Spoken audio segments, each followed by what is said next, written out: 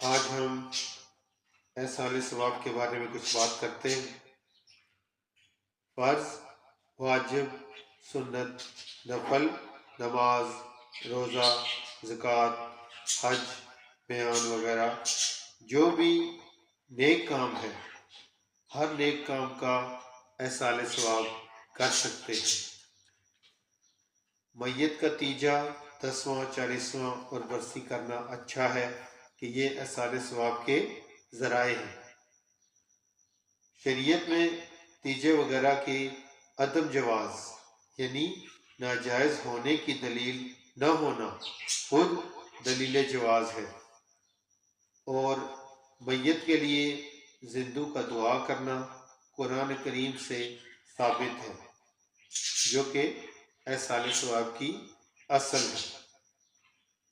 ترجمہ کنز ایمان: اور وہ جو ان کے بعد آئے عرض کرتے ہیں، اے ہمارے رب عز و جل، ہمیں بخش دے اور ہمارے بھائیوں کو جو ہم سے پہلے ایمان لائے۔ تیجے وغیرہ کا کھانا صرف اسی صورت میں میت کے چھوڑے ہوئے مال سے کر سکتے ہیں جبکہ سارے ان کے وارثین بالغ ہوں، اور سب کی اجازت سے کر سکتے ہیں۔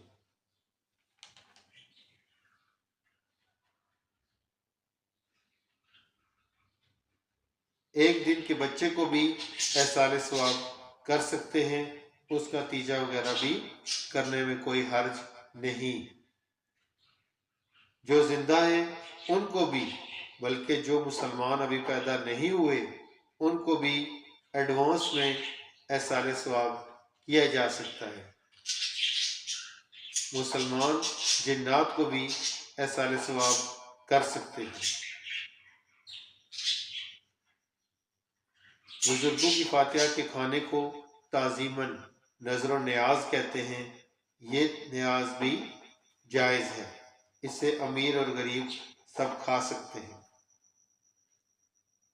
احصال ثواب کے کھانے میں مہمان کی شرکت شرط نہیں، گھر کے افراد اگر خود بھی کھا لیں جب بھی کوئی حرج نہیں، ثواب کی نیت کر لیں، انشاءاللہ عز و جل ثواب ہوگا۔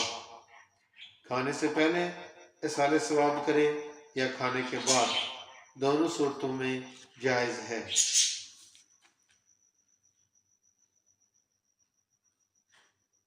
احصال ثواب صرف مسلمان کو کر سکتے ہیں، کافر یا مرتد کو احصال ثواب کرنا یا اس کو مرحوم کہنا کفر ہے۔